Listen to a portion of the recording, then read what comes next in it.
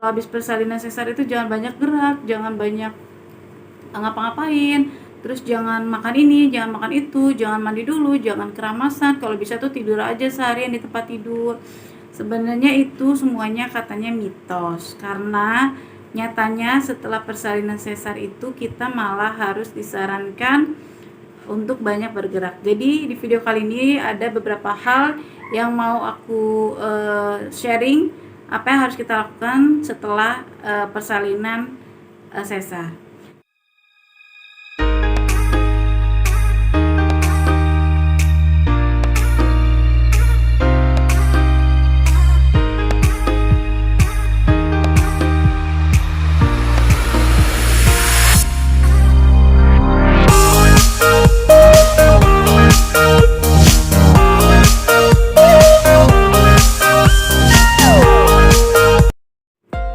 Assalamualaikum, halo bunda semua. Jadi di video kali ini aku mau melanjutin cerita-cerita gimana pemulihan aku pasca persalinan cara sesar. Jadi mungkin banyak orang tua dulu atau banyak juga yang nyaranin kalau habis persalinan sesar itu jangan banyak gerak, jangan banyak ngapa-ngapain, terus jangan makan ini, jangan makan itu, jangan mandi dulu, jangan keramasan, kalau bisa tuh tidur aja seharian di tempat tidur.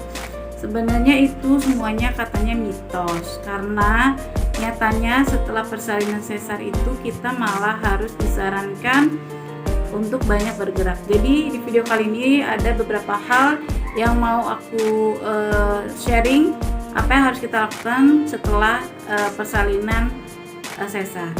Jadi kalau untuk yang pertama itu malah kita disarankan untuk banyak bergerak ya bunda-bunda, malah dokter itu menyuruh kita untuk melakukan aktivitas itu maksudnya untuk belajar bergerak kayak miring kiri, miring kanan, untuk belajar pelan-pelan berjalan. Nah kalau pengalaman aku pribadi kemarin, aku setelah beberapa jam biusnya hilang itu sekitar 6 jam baru aku belajar untuk miring kiri, miring kanan. Terus aku belajar untuk duduk setelah kateternya dilepas. Tujuannya untuk banyak bergerak itu untuk kita tuh supaya nggak kaku dan cepat pemulihannya tuh, sembuhnya tuh kayak cepat. Karena memang yang aku rasain sendiri kalau kita malah banyak tidur, setelah bangun tidur ataupun kebanyakan duduk itu malah sakit banget ya bunda-bunda. Itu aku rasain sendiri, apalagi kalau habis bangun tidur. Itu yang tadi aku bilang, aku bisa sekitar 20 menit baru bisa duduk. Posisi duduk itu pun harus dibantu untuk bangunnya. Jadi memang mitos kalau dibilang kalau habis operasi sesar itu nggak boleh ngapa-ngapain, itu salah. Malah harus kita ngelakuin aktivitas, tapi tetap dengan catatan nggak boleh aktivitas yang berat-berat ya. Jadi kita harus cuma belajar kayak belajar jalan, belajar gerak, karena dengan kita bergerak juga kita kan belajar untuk bisa menyusui. Terus kita juga belajar untuk bisa makan dan minum sendiri, bangun, jadi nggak perlu repot disuapin sama orang lain. Nah kayak gitu, jadi tetap harus bergerak ya bunda-bunda. Dan untuk yang kedua, aku itu banyak juga yang bilang kalau habis operasi sesar jangan makan telur, jangan makan daging, jangan makan ini itu. Dan semua itu ternyata juga mitos yang aku baca. Ternyata habis melahirkan sesar pun kita boleh makan apa aja. Bahkan dokter pun menyarankan untuk makan putih telur supaya membantu proses pengeringan si luka. Jadi selain aku kemarin dapat obat dari rumah sakit, aku juga minum, karena kan ada yang bilang juga bagus konsumsi ikan gabus. Cuma karena memang aku gak suka pribadi, aku gak memaksakan, jadi aku milih untuk minum pil gabusnya sama minum obat dari rumah sakit. Terus aku minum pil gabus, cuma aku makan putih telur itu hampir setiap hari. Karena memang udah hitungan berapa hari, 6 hari setelah operasi aku masih suka sakit itu, terutama kalau habis bangun tidur. Untuk bangunnya, untuk bangun jalannya itu masih butuh proses yang menahan sakit, karena memang jujur itu sakit banget. Jadi yang aku bilang, jadi makanan itu boleh apa aja, terus bergerak itu juga penting. Jadi kita bukan yang diem aja tidur bed rest seharian di tempat tidur, itu enggak, itu salah banget. Jadi pertama itu kita harus tetap bergerak, kedua makanan juga kita harus tetap konsumsi makanan yang mengandung protein, harus yang berserat juga, buah-buahan, banyak yang minum air putih juga. Dan untuk makanan juga waktu aku masih di rumah sakit itu memang nggak langsung makan berat.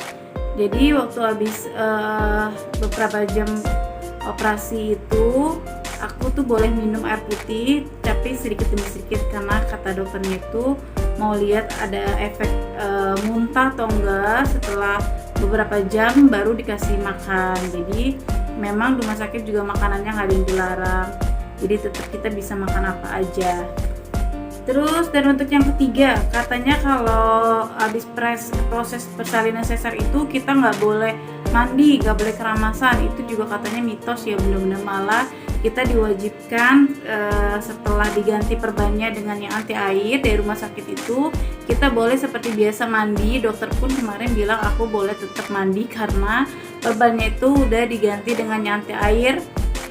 Jadi boleh tetap mandi, tetap keramasan. Jadi kebayang dong ya bunda-bunda kalau misalkan katanya 30 hari itu kita nggak boleh mandi, nggak boleh keramasan. Jadi itu mitos. Kebayangan kemarin badan kita setelah beberapa hari operasi, terus masih ada darah-darah, kita nggak mandi, kita nggak keramasan. Aku sih nggak bisa ya kalau nggak keramasan, karena memang setelah beberapa hari pulang dari rumah sakit itu aku langsung keramasan. Aku juga mandi seperti biasa walaupun dengan perasaan agak ngeri, takut kena lukanya, walaupun kata dokternya pun itu sudah diganti pakai perban yang anti air. Jadi tetap aku mandi, karena kan nggak mungkin kita nyusuin si baby dalam keadaan badan tuh kayak keringet, terus keringetan, kotor. Jadi kan kasihan juga nanti bagi babynya. Dan untuk yang keempat, kita harus belajar menyusui. Jadi selama di rumah sakit juga selalu dikontrol sama susternya, itu selalu ditanya gimana ibu, ASINya tuh sudah keluar apa belum. Dan alhamdulillah kalau aku pribadi memang semenjak usia kehamilan 6 bulan itu sudah ada ASINya. Dan alhamdulillahnya jadi setelah si baby dilahirkan sudah bisa langsung menyusui. Jadi menyusui juga membuat kita tuh kayak lebih dekat dengan si bayi. Karena juga kalau nggak menyusui itu, kalau ASINya nggak dikeluarkan itu bakalan membuat si ibu itu kayak meriang, karena payudaranya itu akan bengkak. Karena dengan ASI yang tidak dikeluarkan atau tidak disusui di bayi itu bakal membuat si ibu pun akan merasakan sakit. Itu yang aku rasain juga. Jadi alhamdulillahnya aku beberapa jam, bahkan pas paginya itu ketemu sama si adik bayi, aku udah bisa langsung menyusui. Dan untuk yang kelima itu banyak juga yang bilang katanya kalau habis persalinan sesar itu nggak boleh pakai korset atau nggak boleh pakai gurita itu. Cuma kalau aku pribadi aku tetap pakai gurita, cuma untuk yang bayi sesarnya itu nggak aku ikat kencang, jadi supaya perutnya pun tetap kontrol, kayak tetap kejaga gitu. Jadi itu aja sih bunda-bunda yang bisa aku sharing, 5 hal yang masih aku lakuin, yang banyak yang bilang mitos tapi ternyata tuh enggak. Jadi memang kita harus tetap lakuin supaya untuk pemulihannya tuh lebih cepat, ya lukanya pun lebih cepat kering. Jadi cukup sekian dulu videoku kali ini. Jangan lupa untuk selalu like, komen juga subscribe, dan jangan lupa untuk klik loncengnya supaya kalian dapat notifikasi setiap aku ada video terbaru. Wassalamualaikum warahmatullahi wabarakatuh.